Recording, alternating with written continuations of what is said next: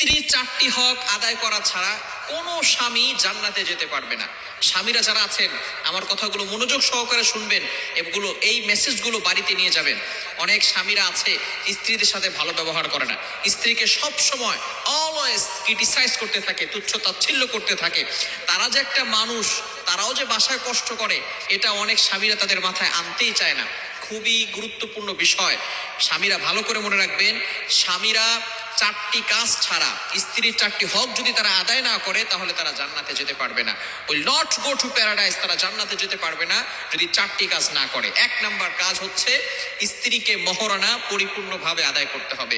স্ত্রীকে মহারণা যদি কোনো স্বামী না দেয়, তাহলে কিন্তু তাকে জাহান্নামে যেতে হবে, সে জান্নাতে যেতে পারবে না। অনেক স্বামী আছে হিউজ পরিমাণ মহারণা ধরে, 1 লক্ষ, 2 লক্ষ, 10 লক্ষ, 20 লক্ষ টাকা মহারণা নির্ধারণ করে, কিন্তু শেষ পর্যন্ত সেটা সে দিতে পারে না। এই ব্যাপারে, মহারণার ব্যাপারে আল্লাহ পাক রব্বুল আলামিন পবিত্র কোরআনুল কারীমের ভিতরে নিজেই বলে দিয়েছেন। 4 নম্বর পারা 16 নম্বর পৃষ্ঠার 12 নম্বর লাইন, সূরাতুন নিসায়ের 4 নম্বর আয়াতের প্রথম অংশে আল্লাহ পাক রব্বুল আলামিন বলেন, ওয়া আতুন নিসা সাদুকাতিহিন্না নিহলা। আল্লাহ পাক রব্বুল আলামিন বলছেন যে তোমরা সুন্দরভাবে তোমাদের স্ত্রীদের মহারণা আদায় করো, সন্তুষ্টভাবে তাদের মহারণা আদায় করে দাও। কিন্তু দুঃখের বিষয়, অনেক স্বামী আছে কিছু টাকা দিয়ে তারপরে আর টাকা দিতে যায় না, মনে করে আমরা কেন স্ত্রীর পুরোটা মহারণা দান করব।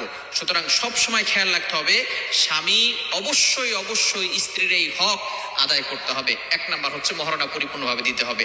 2 নাম্বার হচ্ছে স্ত্রীর উপর নির্যাতন করা যাবে না, জুলুম করা যাবে না। যদি কোনো স্বামী তার স্ত্রীর উপর নির্যাতন করে, তাহলে কিন্তু অবশ্যই অবশ্যই ওই স্বামীকে জাহান্নামে যেতে হবে। মনে রাখবেন, স্ত্রী হচ্ছে একজন মানুষ, এবং সে এমন একজন মানুষ যে আপনার ভালোবাসায়, একমাত্র স্বামীর ভালোবাসায়, সে তার মায়ের ভালোবাসা, বাবার ভালোবাসা, ভাইয়ের ভালোবাসা, বোনের ভালোবাসা, প্রিয় আত্মীয় স্বজনদের সকল ভালোবাসাকে ত্যাগ করে নিজের বাসাটা, নিজের প্রিয় বিছানা, নিজের প্রিয় বালিশ সব কিছু ত্যাগ করে আপনার ভালোবাসায় আপনার কাছে চলে এসেছে। আপনি কেন তার উপর নির্যাতন করবে? কিছু স্বামী এমন আছে যারা কাপুরুষদের মতো স্ত্রীর উপর আঘাত করতে থাকে। আমার রাসূল সাল্লাল্লাহু আলাইহি সাল্লাম কখনো স্ত্রীর উপর আঘাত করেন নাই। তার 11 জন স্ত্রী ছিলেন, কখনো তিনি আল্লাহ রাসূল সাল্লাল্লাহু আলাইহি সাল্লাম কোনো স্ত্রীর উপর আঘাত করেন নাই। আপনি কেন আঘাত করতে যাবেন? এটা রাসূলের সুন্নাহ নয়। মনে রাখবেন, স্ত্রী হচ্ছে আপনার ভালো হওয়ার সার্টিফিকেট। আল্লাহ রাসূল সাল্লাল্লাহু আলাইহি সাল্লাম বলে দিয়েছেন, খায়রুকুম ওয়া খায়রুকুম আহলি। যদি তোমার পরিবার তোমাকে ভালো বলে, তাহলে সত্যিই তুমি ভালো। ভালো করে মনে রাখবেন, স্ত্রী যদি কাউকে ভালো বলে, তাহলে সে সত্যি একজন ভালো স্বামী, সে সত্যি একজন ভালো মানুষ। সুতরাং আপনি আপনার স্ত্রীদের সাথে খারাপ ব্যবহার করবেন না। স্ত্রীদের সাথে কেমন ব্যবহার করবেন, এ ব্যাপারেও আল্লাহ তাআলা পবিত্র কোরআনুল কারীমে আয়াত দিয়েছেন। আপনি পবিত্র কোরআনুল কারীম খুলুন, 4 নম্বর পারার 20 নম্বর পৃষ্ঠার 3 নম্বর লাইন, সূরাতুন নিসায় 19 নম্বর আয়াতে আল্লাহ পাক রব্বুল আলামিন বলেন, ওয়াশিরুহুন্না বিল মারুফ, you treat your wives well. তোমরা তোমাদের স্ত্রীদের সাথে ভালো ব্যবহার করো, তাদের সাথে খারাপ ব্যবহার করো না। অনেক পুরুষ আমাকে বলতে হয়তো আমার সম্পর্কে আপনার বাজে মন্তব্য আসতে পারে যে হুজুর এগুলো কি বলতেছে, স্ত্রীদের পক্ষ কেন নিচ্ছে? স্ত্রীদের পক্ষ নিচ্ছে না, এটা আল্লাহ তাআলার কোরআনের কথা আপনাদের কাছে আমি টেলিকাস্ট করছি। আপনারা ভালো করে মনে রাখবেন, আল্লাহ পাক রব্বুল আলামিন এটা বলে দিয়েছেন, স্ত্রীদের সাথে ভালো ব্যবহার করবেন। সুতরাং যে সমস্ত স্বামীরা স্ত্রীদের উপর নির্যাতন করবে, আল্লাহ রাসূল সাল্লাল্লাহু আলাইহি সাল্লাম ঘোষণা দিয়েছেন, তারা কিন্তু জান্নাতে যেতে পারবে না। নাম্বার 3, 3 নাম্বার হচ্ছে স্ত্রীর জন্য সুন্দর একটা বাসস্থান তৈরি করে দিবেন।